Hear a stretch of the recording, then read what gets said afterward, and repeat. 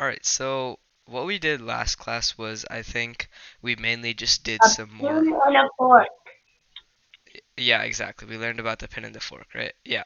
So we mainly just did some more puzzles and then we also learned about the pin and the fork along the way. So today we'll start with like a warm up of like a few more main ones and then some pin and fork puzzles and then we'll then go on to learning about pawn endgames, which is going to be the focus of the next few classes. All right, so just get started. Real quick, we'll just do like two mate in one puzzles. So, and then we'll do that rest of it. So this is black to play, and it's checkmate in one move. So think of the forcing moves. So which moves are checks? So just look for the checks, and then you should be able to get the right answer. It's black to move. If you have the answer, you can just raise your hand in the Google Meet.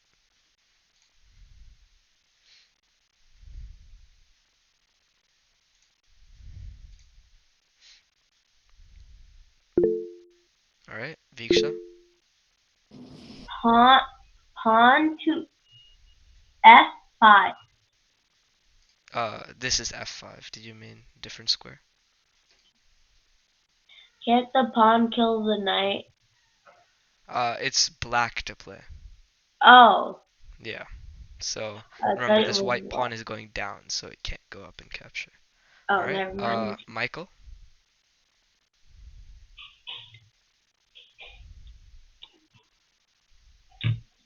I can't hear you. You're not on mute, but for some reason I can't hear you. But did you say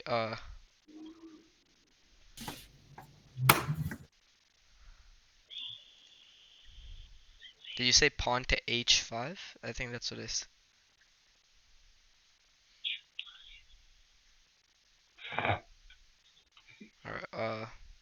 All right. We can go on to someone else. How about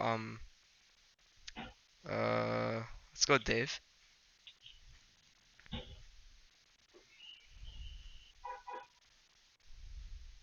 You're on mute, Dave. Knight to e3. All right. So Dave says knight takes e3. All right. What about Luisa? Oof. Um, pawn to h5. Yeah, that's right. So pawn to h5. Okay. All right. Let's just look at both moves really quick. I'm just gonna play a random move. That's not a very good move. I just want to show you this tab. Okay. So we had the two moves knight takes e3 and h5, right? So knight takes e3. It's not a bad capture, right? So it's one of the good forcing moves because you're capturing a piece. Except the fact that it's not checkmate in one because what can white play? You could just say the answer. Okay. Vishnu. Uh, pawn takes e3. Exactly. The white can just capture back the knight, right? And now it's super difficult for our position. On the other hand, h5 is checkmate. And why is that?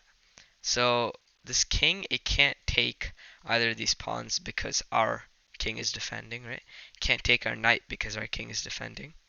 It can't move to h4 or f4 because our pawn is guarding both of these squares, right? And it can't go to g3 because our knight is guarding this square. And that's the main thing you need to see in this position, is that the knight is guarding g3. All right? Is there any questions on this one? Viksha? Isn't the pawn at F2 guarding 2? This The pawn? king if it moves up. Well, it's but they're both of the white color, so Oh. yeah. I feel like it's left. Alright, so what about here? This is white to play and checkmate in one move. If you know the answer, you could just raise your hand again.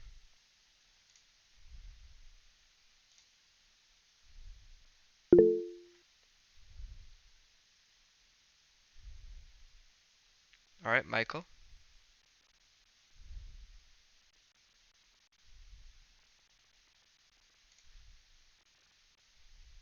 I still can't hear you. Is that just me, or can you guys not hear him either? I can't hear Michael either. I can't Same. hear Michael either. Alright, maybe you can try and fix your mic, but for now, what about Luisa? Mm, Queen to G7? Okay, Luisa says Queen G7. What about Vishnu? What do you think? Queen to G7. Alright, two people saying Queen G7. Does anyone else have a different answer? Alright, Viksha. Queen to G7, it's the same. But sometimes when I raise my hand, it just goes off. Oh, I see. Alright. Alright, so everyone's saying Queen to G7, alright? But there's actually a problem with this move. Can anybody see why? What can black play if we do Queen G7? I'll just show you. That's incorrect, right? But what will black play?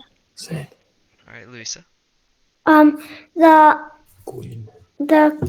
queen could wait. No, the horse, the knight could take it. Exactly, right.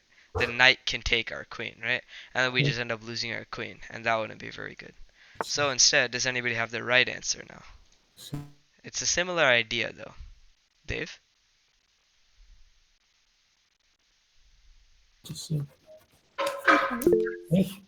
Queen to H7. Yeah, Queen H7. Alright, because it's the same exact idea here, except now the knight can't take our queen, right? So now it can't go here, here, here, here, because all these squares are guarded by the queen, and the king can't take our queen because our king is defending. Okay, so that was everything for we'll just I think that's good enough for the main ones because those are usually pretty easy. So now let's go on to the fork. Does anybody remember what a fork was? Could anybody raise their hand and tell me? Viksha? I'm not sure if it's a fork or a pin, but when a like when two of the same colors are in the same row and the other one is fighting, um, um, if one of the same colors moves, when you move the other color that's fighting, that can kill the second one. Yeah, so that's actually you're thinking of a pin, and a pin is basically when two pieces are in the same like row or same basically same color, right? It could be diagonal, but it doesn't have to be the same color. It could just be like the same file. Like they could both be on the A file or both be on the fifth row or something like that. And when they're in the same row like that, and if one of them moves, one of the pieces moves, and the pieces behind it gets attacked. I'm just typing in the chat right now.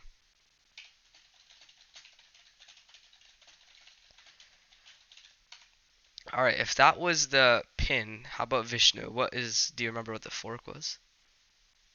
When two pieces are in danger.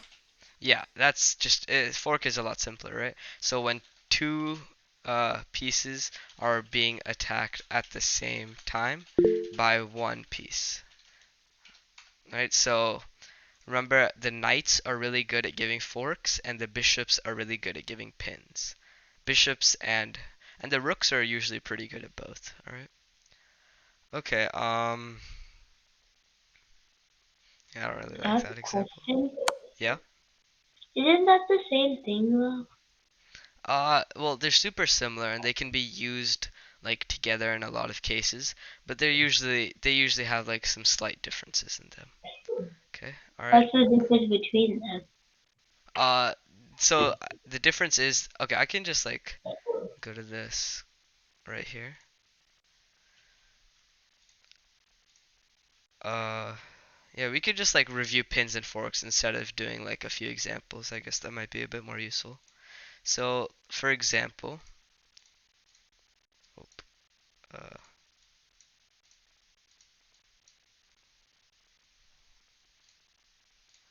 all right, in this position, we have these two pieces. They seem to be in the same like diagonal, right? And therefore we should always be thinking, can we use a pin? Since we have a bishop, it's very likely that we'll have some kind of pin. So here, if we play bishop to b2, now you'll notice that there's a pin right here. The bishop is attacking the rook, and behind the rook is the king. So if the rook moves, let's say the rook tried to move over here, then the king behind it would be under attack, right? So now the rook can't move. So basically we said it was a way for us to immobilize or stop one of our opponent's pieces from moving, right? In this case, our opponent's rook can't move. So now let's say, well, what's the move for black? Any move is like probably not very good because he can't move his rook at all, right? Let's say he moved his king. Now we could just take the rook, right? I'll give another example really quick. Let's say instead with the queen, alright? And we're something like this.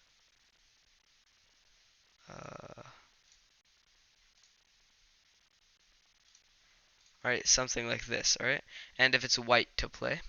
And what do you guys think is a way for us to give a pin to black? You can just raise your hand. Adrian? Knight. Or it's white to play. Oh, queen to.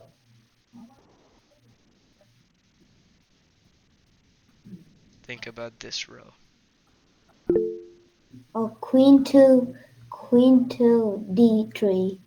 Alright, yeah, that's one option. Queen d3, right? And now the knight can't move because behind it is the king, right? Another option is queen d4. It's the same thing, right? Because we're just anywhere on this row if the queen moved to, then there would be a pin. And also queen d2. So that was a pin, right? We're using one of our pieces to immobilize one of our opponent's pieces because they're in the same row. Now let's look at, let's just take a super similar position. So, something like this. Alright, now you'll notice the only difference between these two positions, here and here, is where the only basic difference is where the knight is, right? In this case, we can use a fork. And a fork is when one of our pieces attacks two of our opponent's pieces, right? So what's a way for white to give a fork to black?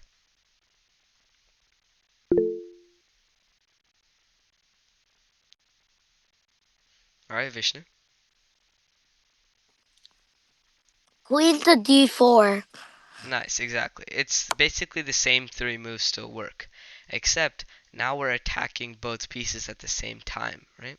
Before, we're only attacking the knight, actually, right? We're only attacking this knight, and behind it is the king. But notice here, we're attacking both at the exact same time. So when one of the pieces moves, so let's say the king moves, now we take the knight, right? Alright, Viksha, did you understand the difference? Yes, and there's another way. Yeah. Alright, go ahead. You could have moved the queen to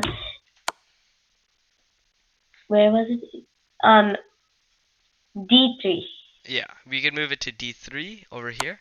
We can even move it to d5 and it still gets the same job done, right? Alright, you guys understood that? Alright, okay, now let's go on to Can we play a puzzle with that? I think we can do some more puzzles next class, but right now I want to get into the pawn endgames because I think yeah, Okay.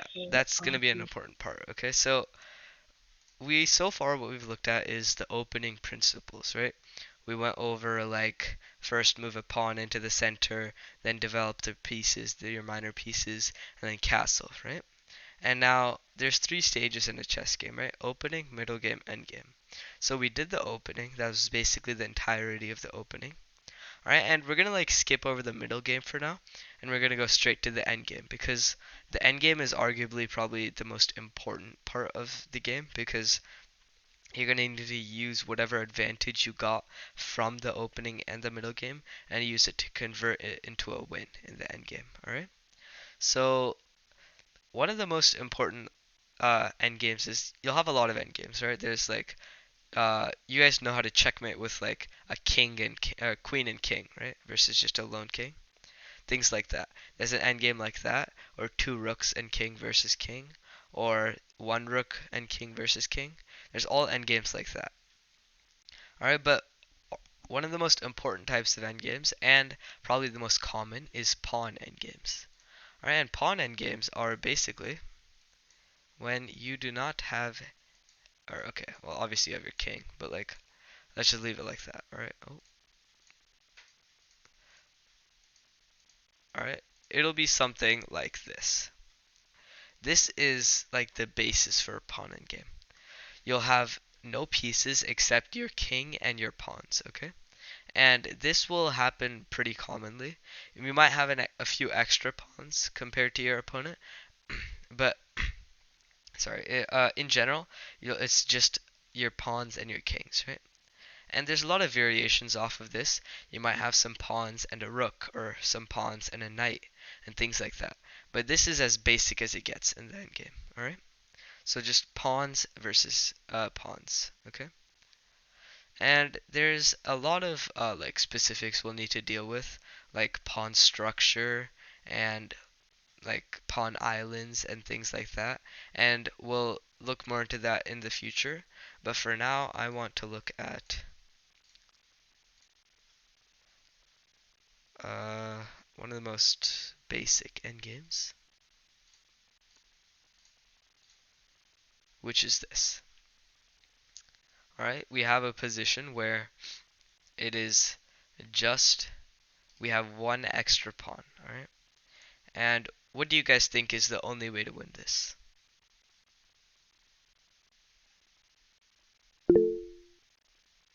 Dave? Um, Turn it into queen or something. I think you have to Yep. like you have to always make a diagonal. Like you move your queen, I mean your king to D3, So if it and then you move your pawn to E4. Kind of. I'm looking like more specifically like the overall plan. The overall plan is, yeah, you want to eventually keep on moving this pawn up and up until you can finally turn it into a queen, right? Or a queen or a rook, but most of the time you want to turn it into a queen. So you want to promote our pawn into a queen. And that's the only way that we can win. Because we can't just win with a pawn. We need that pawn to turn into something else, right?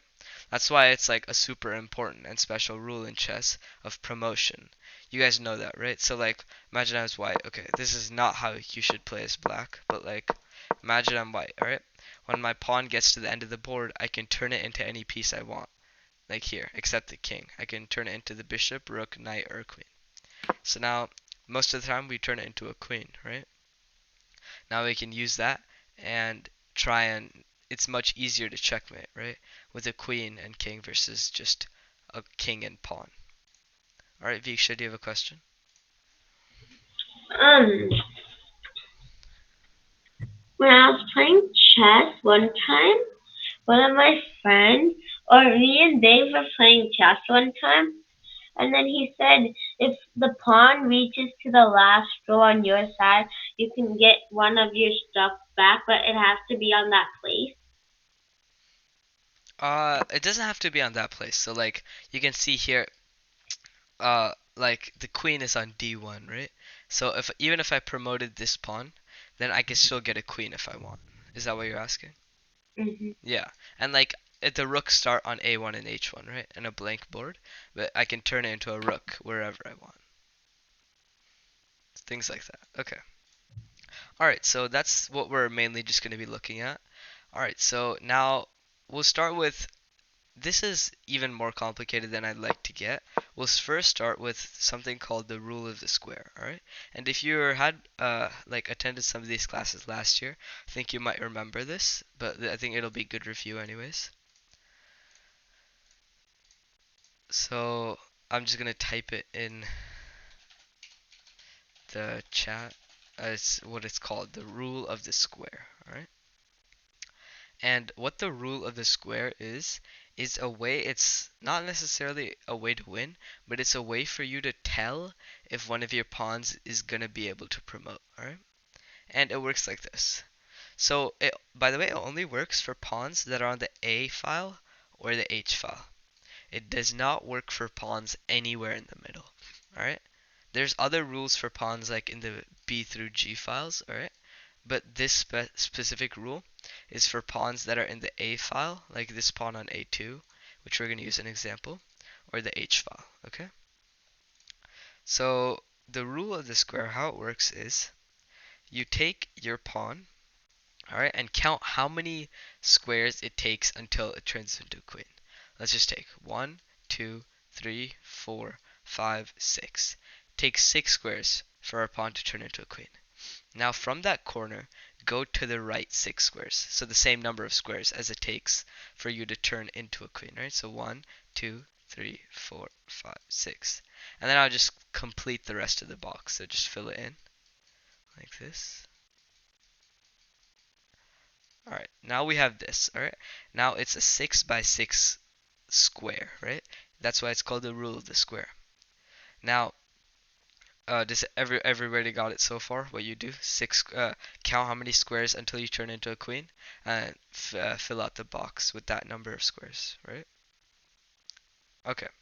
All right. Now the rule is, if your opponent's king can get inside the box, then he can catch up. All right. And this is like, imagine if your king is like, it can't move basically. It's like in prison. If you're in actual game, your king can move, right? But imagine your king just can't move at all, and it's just your pawn versus your opponent's king, and it's a race, right? Our pawn needs 6 moves to get into turning into a queen, and we need to count how many squares it takes for our opponent. And this, the rule of the square, is a way for us to tell. Now, if our opponent's king can get inside the square or like on the border, then he can catch up. All right. So let's just look at it real quick. So you can see this is the square for our pawn, right? If the king can get inside this square, then it'll be a draw. All right. So it's white to play. All right. Let's just say I play over here. Okay. Now the square is still this big. It requires 6 moves, right, to turn into a queen. Now, can the black king get inside the square? Yes or no? Vishnu? Yes, he can. Yeah, he can, right? Because, see, look, this is the entirety of the square, right? The king can go to g3, and that's technically still inside the square. Remember, the edges count as well, so anywhere on the edge files also count. So now he's inside the square. Now if we move up one, no, this is an important thing to note. Every time your pawn moves up a square, then the square will shrink, right? Because now it only needs 1, 2, 3, 4, 5 moves to turn into a queen. So then the box becomes 5 squares wide instead of 6 before. Oh, 1, 2, 3, 4, 5. 1, 3, 4, 5. Apparently I miscounted. Okay. Now the box is uh, this big, right? And can the black king get inside the square now? Yes or no? You could just raise your hand and tell. Alright, Viksha. Yes, the king can move to f4. Exactly. He can move to f4. Alright, and now he's within this square. It just keeps going diagonally until they come together and then one of them kill each other. Exactly. So now this pawn, what we're going to do, we're going to move it up into the square. Now let's just redo the square again. Now, here, how about I'll give it to you guys. Tell me, someone raise their hand and tell me the 4 corners of the square, alright? And by that I mean like here, the 4 corners are A2, A8, G8, and G2. Alright, and here the 4 corners are A3, A8, F8, and F3. So now, in this position, what are the 4 corners of the square?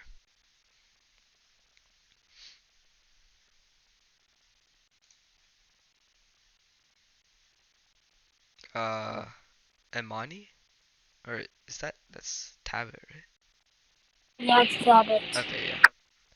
Four corners are A4, A8, hmm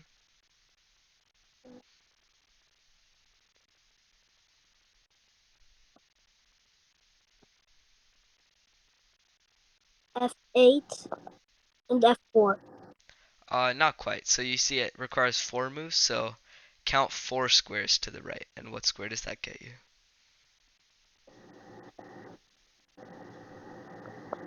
E8.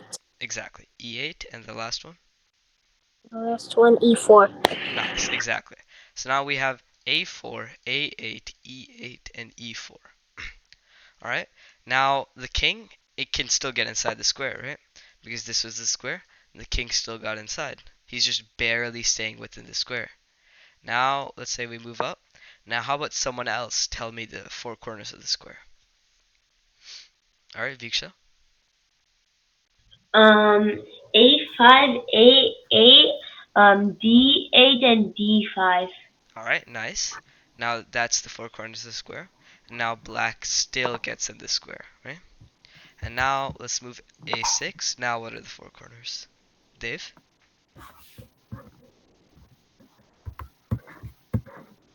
A, A8, Obviously A6 is also one. Yeah. C1, You mean C8? yeah, Hmm. and then C6. Nice, exactly. So those are the 4 corners, right? And now black still catches up. Now we move one more square. And now, look, it's literally just a one square box, right? A8, B8, B7, and A7. These are the 4 squares in the box. And at the end, black still catches up. He's still inside the square. Now you can see it looks completely different, right? Back here, it looked like white would easily win. The pawn just has to go all the way here, and the black king needs to get all the way here. Looks like a much longer distance. But at the end, following the rule of the square, black was always able to catch up. And now when we turn into a queen, what will black do?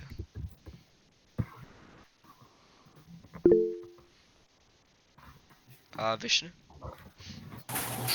Black can capture the queen. Nice, exactly. Black will just capture our queen, right? And now we just lost our only pawn advantage. So you can see how the rule of the square is useful, right? It helps you decide whether you need your help of other pieces. Like maybe you need, here we didn't use our king at all, right? We just left our king in the corner and then let our pawn run. All right? And it didn't work. But this example actually is like a bit more intricate than you'd think, all right? One of the main things is when a pawn on the first move, it can move 1 step or 2 steps, right? And that's super important when it comes to the rule of the square. So what did we say the 4 corners of the square were for this pawn right here? Viksha? A2, A8, and G8 and G2. Exactly. Those are the 4 corners of the square, right? Now, when the pawn moved up 1 square, progressively you'll notice that the square just got smaller by 1 step every single time, right? Went from here, and then here, and then here, and then finally it was just this, right? You can see how it slowly just got smaller and smaller, right? But what if, instead of just moving 1 square, our pawn moved 2 squares? Now what's the square? What's the size of this? What are the 4 corners of the square?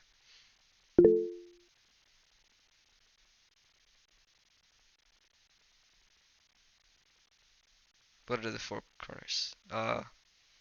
Tablet? A2, A4, C4, C2. Uh, well, remember the square is going how many squares it needs to turn into a queen. So it would be A4 and then A8, and what are the other 2 squares?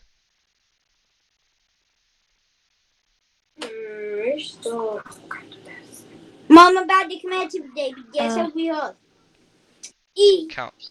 It takes 4 squares to go up here. So استوت what's 4 squares to the right? بدي تستوي لو أنت تجيبي لحالك لو إيش بدي أسوي أصلا بس Exactly. Yeah. And the last one?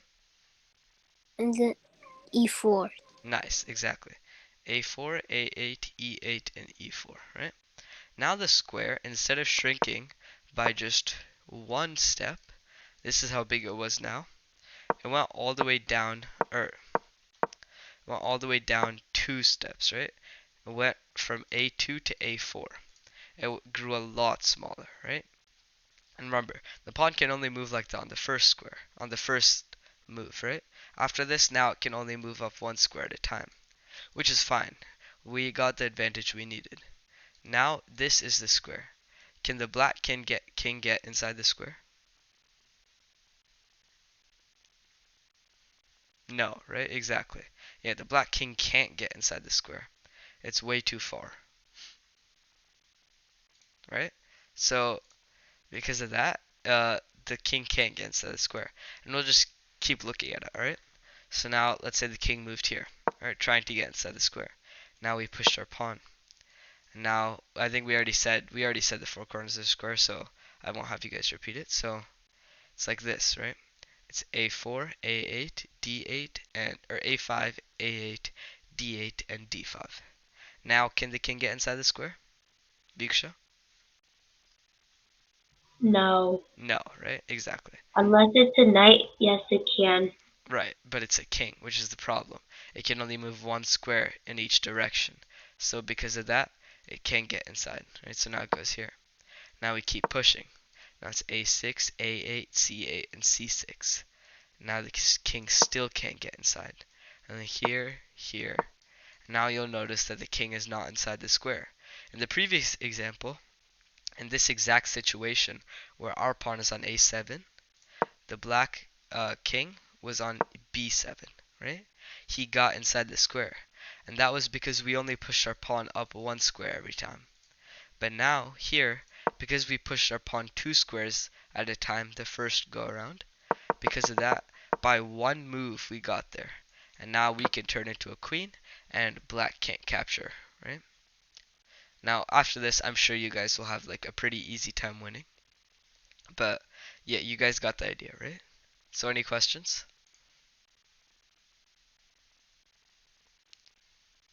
No? Alright, okay, then we'll do a few examples, alright? Let me set up a position. Alright, this time for black, alright? Alright, let's not do it from there, let's do it. Pawn is over there.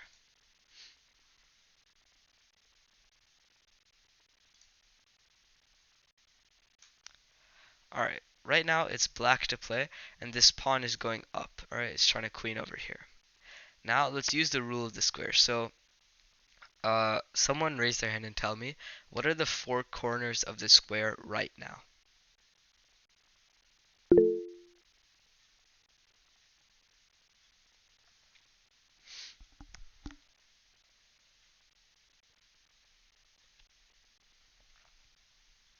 Oh, sorry, Viksha? A6, A1, H1, and A6. Alright, so Viksha says these four squares, alright? Does anybody disagree, or do they have a different answer? Alright, Vishnu? I have a different answer. Yeah? Wait.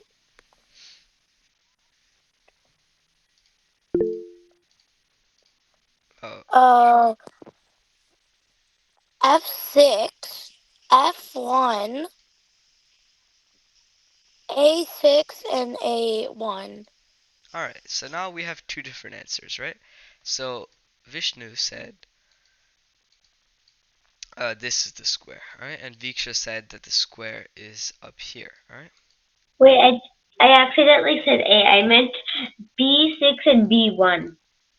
B6 and B1, so like this? This is this. No, it's the same as before, but instead of A, I put B6 and B1. Oh, so like this. Or like these four squares? No, B6, B1, G6, and G1. So these squares. Yeah. Alright, so now we have two different answers, right? So A6, A1, F6, and F1 or b6, b1, g6, and g1. Alright? So now let's just use the rule of the square to find out. Alright? So just know, alright, this is just an important rule. The square that your pawn is on right now is one of the corners of the square. So a6 has to be one of the corners of the square, right? So I think Viksha, you said b6. So you had the square of like if a pawn was on like this side. If there's this pawn was on b6. So you were close, right? So one of the squares is always going to be where the pawn is already on, okay? So a6. Then, now let's count how many squares until it turns into a queen. 1, 2, 3, 4, 5. Another thing, the square where our pawn turns into a queen, that'll also always be one of the corners of the square. So in this case, a1, a6, and a1. All right. Now it takes 5 squares to turn into for our pawn to turn into a queen, right? So now we go 5 steps to the side. 1, 2, 3, 4, 5. Now that's another corner of the square. F1. And then now we just fill in the box. So now you guys see that it was actually A6, A1, F1, and F6, right? And I think Vishnu said that, so nice job. Alright, so do you guys see how that works? You just have to find out, take your pawn, use that square as one corner of your square. That's step 1. Step 2, count how many squares until your pawn turns into a queen. That's step 2, and then that's the square where your pawn turns into queen. That's also a corner of the square. Step 3, count a few squares to the side, right? Uh, Depending on how many squares it takes for you to turn into a queen. So here, it took us 5 steps to turn into the queen. So now we go 5 steps to the side, right? Alright. And then after that, you just complete the square. And now, why were we doing all this? Does anybody remember? Why are we making this square? What does it help us with?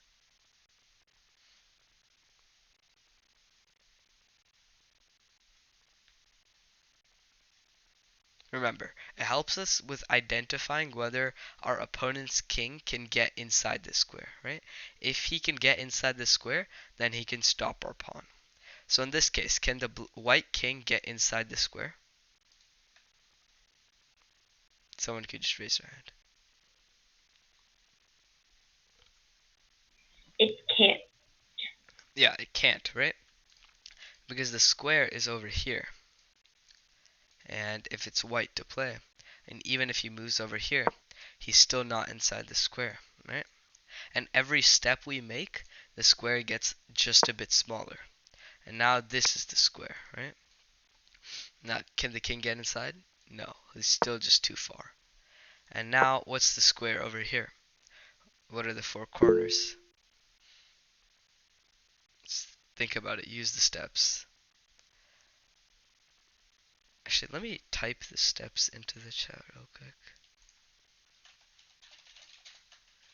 Alright, and while I'm typing it, or I'll just wait a few in case anyone wants to.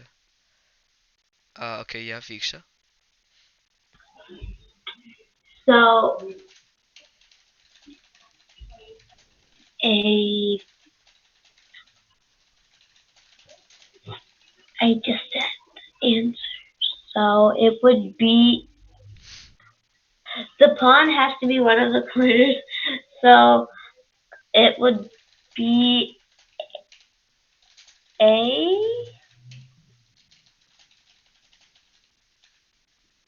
Say, A what? D4, D1, A4, and A1. Nice, exactly. That was good. So you take the square that your pawn is currently on, right? You count how many squares until the pawn turns into a queen, and that is also one of the corners, right? And then you count that same number of squares to the side, and that's the third corner. And after that, you fill in the square, right? And I just typed all that into the chat in case you guys need to take a look at it. All right. So those were the four corners here. Let's just do it one more time. All right. So the king can't get inside. Now, how about someone different? Who wants to name the four corners of the square here?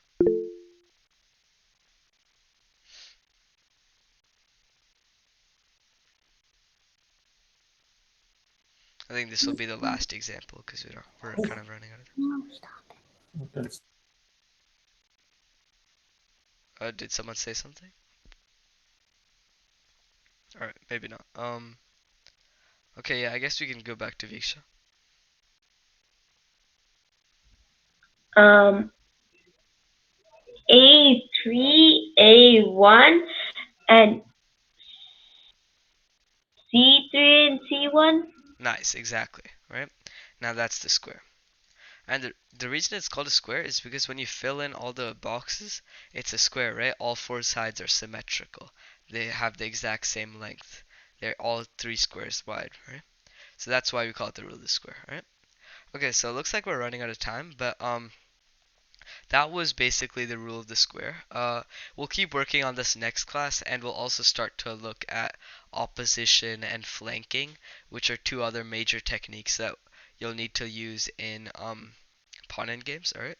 So if nobody has any other questions, then I think our next class will be this Wednesday, September 18th, same time, 7 p.m. All right, and I will see you guys there. All right, Bye, people. bye.